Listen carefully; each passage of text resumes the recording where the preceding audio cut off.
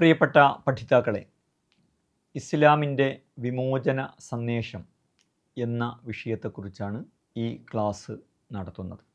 മനുഷ്യൻ്റെ സാൽവേഷൻ, മോക്ഷം അല്ലെങ്കിൽ പാരത്രികമായ രക്ഷ, ആത്മസാക്ഷാത്കാരം എന്നൊക്കെ പറയുന്ന കാര്യം, അങ്ങനെ ഒരു തലം മനുഷ്യജീവിതത്തിന് ഉണ്ട്. അതേപോലെ തന്നെ പ്രധാനപ്പെട്ട ഒരു കാര്യമാണ് മനുഷ്യന് ഭൗതികമായ അടിച്ചമർത്തലുകളിൽ നിന്നും അടിമത്തങ്ങളിൽ നിന്നും വിമോചിതരാകാൻ സാധിക്കുക. അതിന് നമ്മൾ ലിബറേഷൻ എന്ന് പറയും. ആദ്യത്തേതിന് സാൽവേഷൻ എന്നും രണ്ടാമത്തേതിന് ലിബറേഷൻ എന്നും പറയും.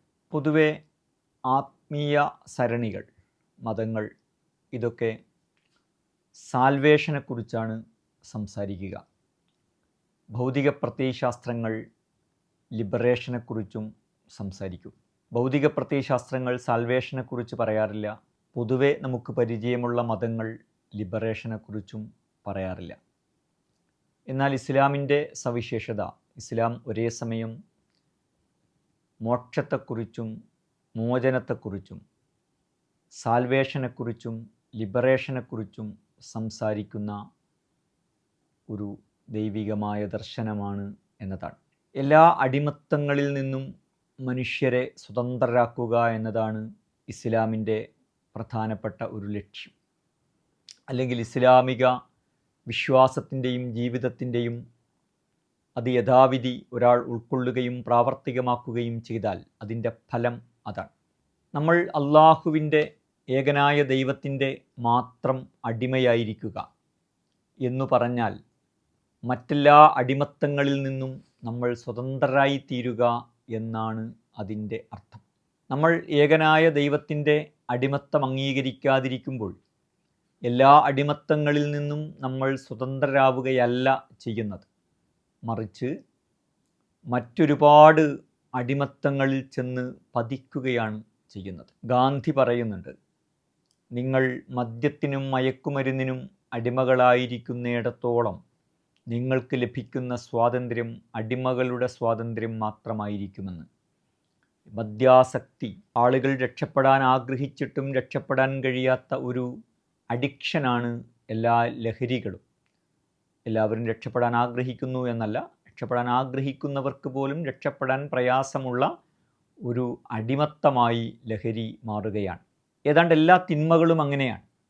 ധനാസക്തി, അയാൾ പണത്തിൻ്റെ അടിമയാണ്. ധനപൂജ എന്നൊക്കെ നമ്മൾ പറയാറുണ്ടല്ലോ. മനുഷ്യർ പണത്തിൻ്റെ ഉടമകളായിരിക്കുന്നതിന് പകരം മനുഷ്യർ പണത്തിൻ്റെ അടിമകളായിത്തീരുന്ന, പണത്തിന് വേണ്ടി ജീവിക്കുക, ജീവിക്കാൻ വേണ്ടി പണം എന്നതിന് പകരം പണത്തിന് വേണ്ടി ജീവിക്കുക എന്ന അവസ്ഥാവിശേഷമാണ് അത്. ലൈംഗികാസക്തിയും മനുഷ്യനിലെ എല്ലാ തിന്മകളും ഇങ്ങനെ തന്നെയാണ്. അതേസമയം നമ്മൾ ഏകനായ ദൈവത്തിൻ്റെ അടിമയായിത്തീരാൻ തീരുമാനിക്കുമ്പോൾ, അങ്ങനെ നമ്മൾ സന്നദ്ധരാകുമ്പോൾ, നമ്മൾ ബാക്കി എല്ലാ അടിമത്തങ്ങളിൽ നിന്നും, മദ്യാസക്തിയിൽ നിന്ന്, പണാസക്തിയിൽ നിന്ന്, ലൈംഗികമായ ആസക്തിയിൽ നിന്ന്, എല്ലാ ആസക്തികളിൽ നിന്നും നമ്മൾ സ്വതന്ത്രരായി തീരുകയാണ് ചെയ്യുന്നത്. ദൈവത്തിനുള്ള അടിമത്തം എന്നാണ് പറയുന്നതെങ്കിലും യഥാർത്ഥത്തിൽ അത് സ്വാതന്ത്ര്യമാണ്. എല്ലാ തെറ്റുകളിൽ നിന്നും എല്ലാ അടിമത്തങ്ങളിൽ നിന്നും മനുഷ്യരെ സ്വതന്ത്രരാക്കുന്ന കാര്യമാണത്. ദൈവത്തിനുള്ള അടിമത്തം എന്നത് യഥാർത്ഥത്തിൽ ഇസ്ലാം മാത്രമല്ല, എല്ലാ ആശയങ്ങളും ഒരു രീതിയിലല്ലെങ്കിൽ മറ്റൊരു രീതിയിൽ, എല്ലാ ദൈവികമായ അല്ലെങ്കിൽ എല്ലാ മതങ്ങളും ഈ ആശയത്തെ ഏറിയോ കുറഞ്ഞോ അളവിൽ വ്യത്യസ്തങ്ങളായ രീതികളിൽ പങ്കുവെക്കുന്നുണ്ട്. അവരവരുടെ ദൈവസങ്കല്പങ്ങൾക്കൊക്കെ അനുസരിച്ച് അതിൽ വ്യത്യാസങ്ങൾ ഉണ്ടാകും എന്ന് മാത്രം. പക്ഷേ ഇസ്ലാം ഇവിടെ വ്യത്യസ്തമായി തീരുന്നത് അത് വ്യക്തിയെ ദൈവത്തിൻ്റെ അടിമത്തത്തിലേക്ക് കൊണ്ടുവരികയും മറ്റടിമത്തങ്ങളിൽ നിന്ന് വ്യക്തിപരമായി സ്വതന്ത്രരാക്കുകയും ചെയ്യുന്നു എന്ന നിലക്ക് മാത്രമല്ല. അതിനപ്പുറത്ത് ഇസ്ലാം അത് മുന്നോട്ട് വെക്കുന്നതോടൊപ്പം അന്യരുടെ തെറ്റുകളിൽ നിന്ന് അല്ലെങ്കിൽ ആ തെറ്റിൻ്റെ ഫലങ്ങളിൽ നിന്നും ഇസ്ലാം മനുഷ്യരെ വിമോചിപ്പിക്കുന്നു. മോസസ് പ്രവാചകൻ, അദ്ദേഹത്തിൻ്റെ ചരിത്രം നമ്മൾ പ്രവാചകന്മാരുടെ ചരിത്രം പഠിക്കുന്നിടത്ത് പഠിച്ചിട്ടുണ്ട്. അദ്ദേഹം ആ സമൂഹത്തിലേക്ക് നിയോഗിതനാകുന്നു. ബനു ഇസ്രായേലികൾ എന്ന് പറയുന്ന അവിടെ അടിച്ചമർത്തപ്പെട്ട ജനവിഭാഗത്തിൻ്റെ വിമോചനം അദ്ദേഹത്തിൻ്റെ നിയോഗത്തിൻ്റെ പ്രധാനപ്പെട്ട ലക്ഷ്യമാണ്. ബനു ഇസ്രായേലികൾ, ഇസ്രായേൽ മക്കളെ അടിച്ചമർത്തിക്കൊണ്ടിരിക്കുന്ന അക്കാലഘട്ടത്തിലെ സ്വേച്ഛാധിപതിയായ മർത്തകനായ ഭരണാധികാരി ഫറോവയുടെ അടുത്ത് ചെന്നിട്ട് മോസസ് പ്രവാചകനും സഹോദരനായ പ്രവാചകൻ ഹാറൂനും പറയുന്നത് ബനു ഇസ്രായേലികളെ വിമോചിപ്പിക്കണം എന്നാണ്.